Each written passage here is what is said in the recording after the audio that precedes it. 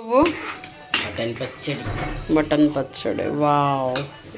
కొంచెం నెయ్యి చేయి తీస్తే ఈ చేయి తీస్తే మాకు చూడడానికి బాగుంటుంది. Wow nice. ఇదేంటి స్టవ్ పైన ఉంది? సూప్ రెడీ అయిపోతుంది. సూపు మటన్ సూప్ చేసుకుంటున్నాం ఫ్రెండ్స్.